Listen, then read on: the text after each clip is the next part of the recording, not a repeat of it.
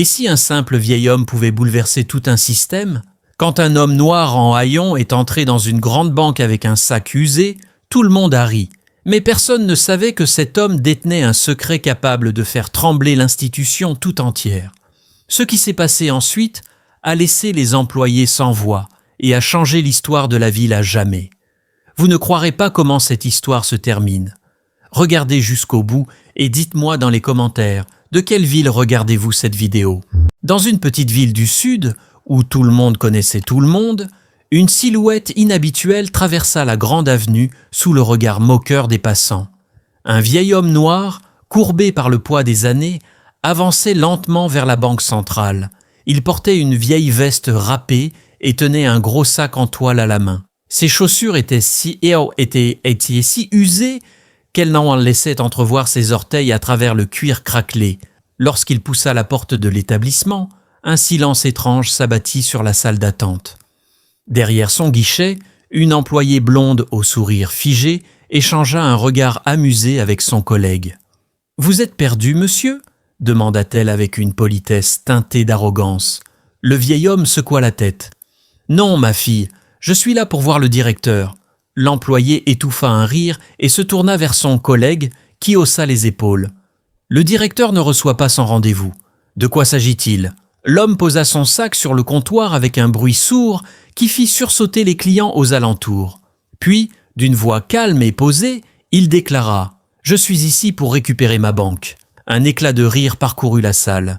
Même le vigile, jusque-là impassible, esquissa un sourire. « Votre banque ?» répéta l'employé en croisant les bras. L'homme hocha la tête. « Oui, ma banque. » Intrigué par le brouhaha, le directeur, un homme corpulent en costume 3 pièces, s'approcha. « Quel est ce vacarme ?» L'employé désigna l'inconnu d'un geste moqueur.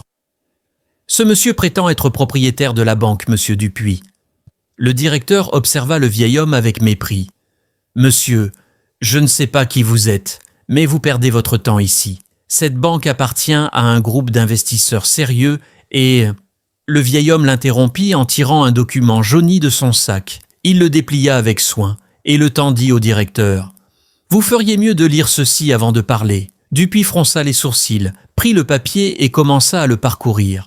Son expression changea instantanément. Sa mâchoire se crispa, ses yeux s'écarquillèrent et il pâlit comme s'il venait de voir un fantôme. « C'est impossible. » Le silence dans la salle était devenu pesant. « Ce document prouve que mon grand-père, Isaiah Johnson, a acheté ce terrain et a fondé cette banque il y a plus de 100 ans.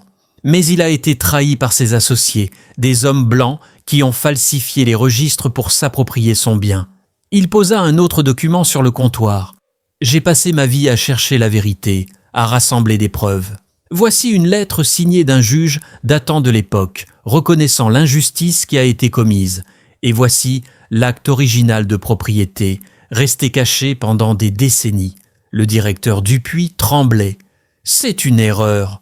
Le vieil homme tapota du doigt un passage du document. « Légalement, cette banque appartient toujours à la famille Johnson, et je suis le dernier héritier. » L'effervescence gagna la salle.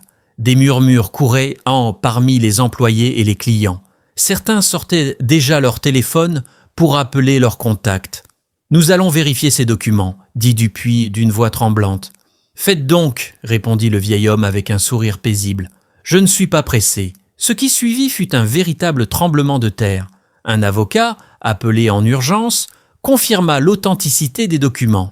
La banque appartenait bien au vieil homme. En moins d'1 heure, Dupuis fut convoqué dans son propre bureau. Quand il en ressortit, son visage était livide. « Non, Sida, nous allons devoir procéder à un transfert de propriété, balbutia-t-il. Le vieil homme, resté debout tout ce temps, hocha simplement la tête. « Vous avez ri de moi en me voyant entrer, » dit-il en regardant un à un les employés.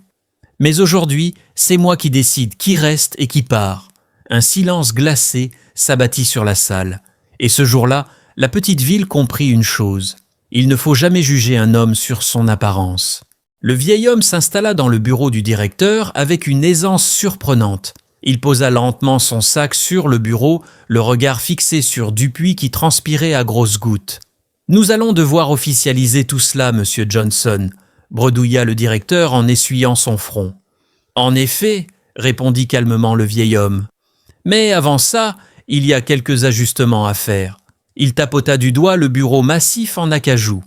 Vous avez profité de cette banque pendant des années, en ignorant les injustices sur lesquelles elle a été bâtie. Dites-moi, comment traitez-vous vos employés ? Dupuis ne répondit pas. Il jeta un regard inquiet à son assistante, qui détourna les yeux. Le vieil homme soupira. « Je vais vous faciliter la tâche. Vous êtes renvoyé. » Le silence dans la pièce était si pesant que l'on aurait pu entendre une aiguille tomber. Dupuis ouvrit la bouche, mais aucun son n'en sortit. « Monsieur Johnson, Il n'y a pas de discussion possible, coupa l'homme. Vous avez ri de moi, vous m'avez méprisé, et vous avez dirigé cette banque avec arrogance. Il est temps que les choses changent. » Dupuis, livide, se leva lentement. Il savait qu'il n'avait plus aucun pouvoir. L'assistante, quant à elle, baissa la tête, tentant de se fondre dans le décor. Le vieil homme se tourna vers elle. « Vous êtes ici depuis combien de temps ?»« 10 ans, murmura-t-elle. « 10 ans. Et êtes-vous bien traité ?» Elle hésita. Puis, dans un souffle, elle laissa échapper. « Non. » Johnson hocha la tête. « À partir d'aujourd'hui, vous êtes promue directrice par intérim. Je veux que cette banque reflète enfin les valeurs pour lesquelles mon grand-père s'est battu. Honnêteté, respect, justice. » L'assistante, sous le choc, mit quelques secondes avant de réaliser ce qui venait de se passer. « Merci infiniment, monsieur Johnson. »« Ne me remerciez pas encore, » répondit-il en esquissant un sourire. « Il y a beaucoup de travail à faire. » Puis, il se leva, ouvrit la porte du bureau et revint dans la salle principale où tous les employés s'étaient rassemblés, fébriles. « Écoutez-moi bien, » annonça-t-il d'une voix ferme mais posée. « À partir d'aujourd'hui, cette banque ne sera plus un lieu d'injustice. Si vous voulez travailler ici, vous devrez respecter chaque client, quelle que soit son apparence. Et si cela vous pose un problème ?» Il fit une pause, balayant la pièce du regard. « La porte est juste là. » Personne ne bougea. Un long silence s'installa, suivi d'un tonnerre d'applaudissements. Ce jour-là, la ville assista à un changement historique, et le vieil homme, autrefois méprisé, repartit avec bien plus qu'une banque. Il avait restauré l'honneur de sa famille et prouvé que la patience et la persévérance finissent toujours par triompher. Alors que le vieil homme quittait la banque, un air de dignité sur le visage, la foule rassemblée à l'extérieur chuchotait, encore sous le choc de ce qu'ils venaient de voir. Certains, qui l'avaient moqué en entrant, baissaient les yeux, honteux. D'autres, inspirés, le regardaient avec admiration. Une femme s'approcha timidement. « Monsieur Johnson, puis-je vous serrer la main ?» Il hocha la tête et tendit sa main ridée. « Vous avez fait quelque chose d'incroyable aujourd'hui, » ajouta-t-elle. Le vieil homme sourit, puis tourna son regard vers l'enseigne de la banque. « Ce n'est pas encore fini, » murmura-t-il. « Il y a encore tant à réparer. » Il savait que le combat ne s'arrêtait pas là. Mais pour la première fois depuis longtemps, justice avait été rendue. Et alors qu'il s'éloignait, son sac en toile toujours fermement accroché à sa main, il savait une chose. Son grand-père, là où il était, serait fier de lui. Quelle histoire incroyable, n'est-ce pas? Avez-vous été surpris par la tournure des événements? Pensez-vous que le vieil homme a eu raison de reprendre ce qui lui appartenait, ou aurait-il dû tourner la page? Dites-moi ce que vous en pensez dans les commentaires. J'ai hâte de lire vos avis. Et si vous aimez les histoires pleines de rebondissements et de vérités cachées, n'oubliez pas de vous abonner à la chaîne et d'activer la cloche pour ne rien manquer des prochaines vidéos. Merci d'avoir regardé et à très bientôt pour une nouvelle histoire inoubliable.